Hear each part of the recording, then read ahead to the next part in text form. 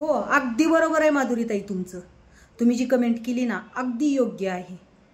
खरंच कळत नाही हो काही महिलांना. कारण थोड्या थोड्या क्षुल्लक कारणासाठी ह्या स्वतःच्या पण इज्जतीचा बाजार मांडतात. स्वतःची इज्जत गेलेली पण कळत नाही क्षुल्लक कारणासाठी. आणि अशा कारणासाठीच क्षुल्लक ह्याच्यासाठी बाहेरच्या कुटाण्यासाठी तुम्हाला इतका संघर्ष करावा लागलेला आहे ना.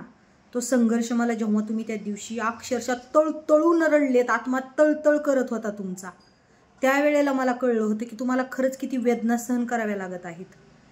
जे काही गुन्हे आहेत ते तुम्ही केलेच नाहीत. तुम्हाला शब्दांमध्ये त्या गुन्ह्यामध्ये फसवलं गेलं आणि शेवटी कोर्टाने सुद्धा तुमच्यावर लांछन लावलं, तुम्हाला अपशब्दात बोललं गेलं. तुम्ही ही सगळं सहन केलं माधुरीताई. ही तुमच्या मनाचा मोठेपणा आहे. तुम्ही संयम ठेवला. यातूनच तर जनतेला दिसलं ना की तुम्ही किती संयमी आहेत.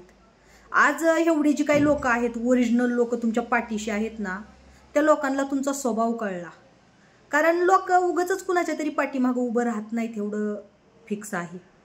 मला सांगा ना, मी कधी तुम्हाला पाहिलं ना, कधी तुम्हाला भेटले ना, कधी तुम्हाला फोनवर सुद्धा बोलले नव्हते. फक्त त्या दिवशी एक कॉल झाला, तुम्ही रडत होते म्हणून, नाहीतर त्याच्या आधीच बोलले नव्हते.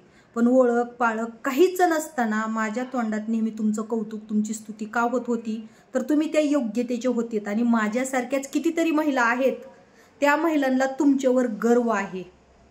एखादी गोष्ट करताना त्यात तुमचा विचार डोक्यात ठेवतात की माधुरीताई असा संघर्ष करतात, आपण का मागं पडायचा, आपण पण संघर्ष करू शकतो.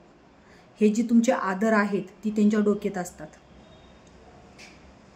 आणि आपण कुणाला किती नावं ठेवतो ह्याच्यापेक्षा महत्त्वाचं आहे की आपल्या शब्दातून, आपल्या बोलण्यातून किती लोक काय शिकतात. कारण ज्ञान ही एक अशी गोष्ट आहे ना, कधीच ती नाही चोरी होणारी गोष्ट आहे. त्यामुळं ना तुमच्याकडून कितीतरी बायका ज्ञान शिकतात.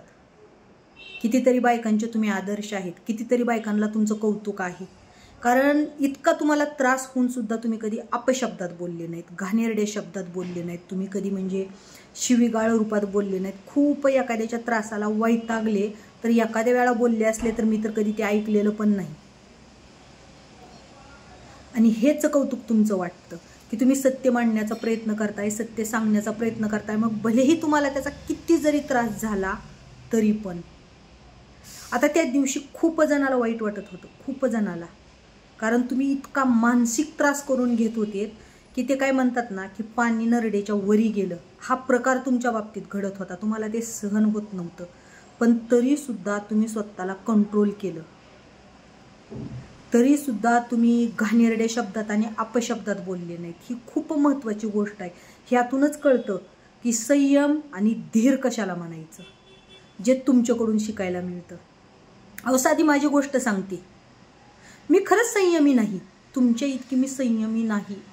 मला कुणी एखादी घाण कमेंट केली तर मी त्याच पद्धतीत घाण कमेंट समोरच्याला करते. मग तुम्हाला तर अशा किती फेक घाण कमेंट येत होत्या, पण तरीसुद्धा फेक अकाउंटच्या, तरीसुद्धा तुम्ही संयम पाळला. अहो, माझ्या विरोधात एखाद्यानं कुणी 2 शब्द घाण व्हिडिओचे टाकले व्हिडिओमध्ये, तर मी त्या व्यक्तीवर 10 माझे व्हिडिओ टाकते घाण शब्दातले. म्हणजे ह्याचा अर्थ सरळ होतो, मी समजदार जरी असले ना तरी संयमी नाही.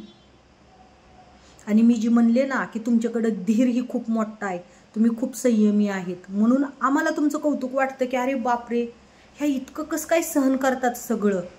आणि सगळ्यात मोठी गोष्ट ही आहे, साधू संतांची हीच शिकवण आहे. कारण साधू संतांना लोभ, मत्सर आणि मत्सर नसतो, स्वार्थीपणा नसतो. आणि अगदी तेच म्हणजे आपल्या हिंदू धर्मात ज्यांना मानलं जातं साधू संतांना देवाला, तर साधू संतांच्या विचारानं चालणाऱ्यातल्या तुम्ही आहेत. आणि तुम्ही खूप काही सहन केलेलं आहे. पण माधुरीताई, हेही दिवस तुमचे लवकरच जातील हो. कारण कोणतेच दिवस जास्त राहण्यासाठी आलेले नसतात. पण तुमच्या आयुष्यात जी माणसं भेटले, लबाड, खोटारडे, तुम्हाला फसवणारे, ह्यातून तुम्हाला सुद्धा एक गोष्ट शिकायला भेटली की सगळेच लोक चांगले नसतात. तुम्ही सगळेवरच विश्वास ठेवायचा का नाही, ही गोष्ट फिक्स तुम्हाला शिकायला भेटली. आणि तुमच्याकडून एक संयम काय असतो, धीर काय असतो, ही गोष्ट आम्हाला शिकायला भेटली. कारण कसं आहे माधुरीताई, आपण एखाद्यानं आपल्याला नावं ठेवले ना तर आपण त्याला उलटे उत्तर लगेच देणं खूप सोपं असतं हो. पण समोरचा व्यक्ती आपल्याला नावं ठेवत असताना सुद्धा आपण ती शांतीत ऐकून घेणं, सहन करणं, ही खूप मोठी गोष्ट आहे आणि तुमच्यावर तर कोर्ट कचेऱ्या ही सगळे लांछन लागलेली आहेत. तरीसुद्धा तुम्ही एवढ्या संयमीपणानं की कुणाविषयी वाईट नाही बोलता येणाऱ्या संकटाला तोंड देत आलेत ना, हीच तुमची खूप मोठी आदराची गोष्ट आहे, हीच आदरयुक्त आहे.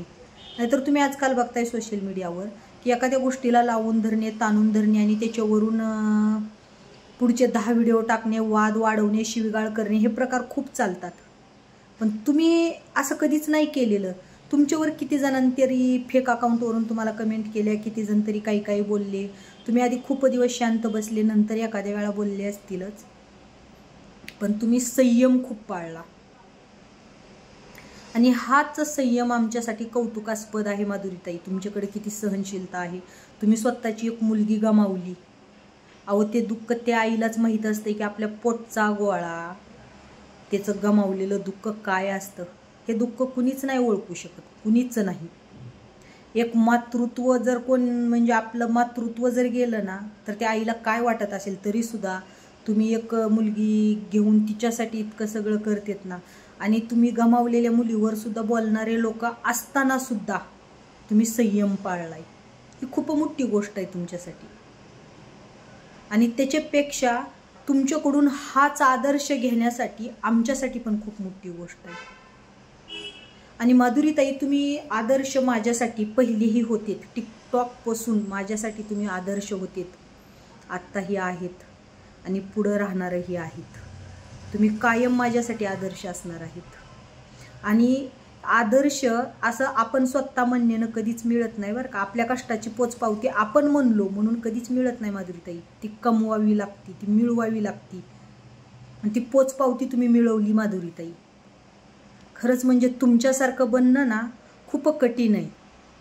तुम्ही खूप संघर्ष केला. काय म्हणतात ना की टाकेचे घाव सोसल्याशिवाय देव पण येत नाही. आज जरी तुमचं कौतुक होत असेल किंवा तुम्हाला जरी आज देव पण आला असेल ना, तर त्यासाठी तुम्ही आधी टाकेचे घाव खूपच सोसले आहेत माधुरीताई. नाहीतर काही दगड आहेतच आयुष्यामध्ये. एक घाव घातला की दगडाच्या चिंधाड्या चिंधाड्या असा विषय होतो. त्याला कसं काय देव पण येणार आता तुम्हीच सांगा. कारण देव बनण्यासाठी सुद्धा आधी छन्नी हातोडीचे घाव सोसावे लागतात. तेव्हा मंदिरात मूर्ती बसवतात आणि मग लोक पूजा करतात.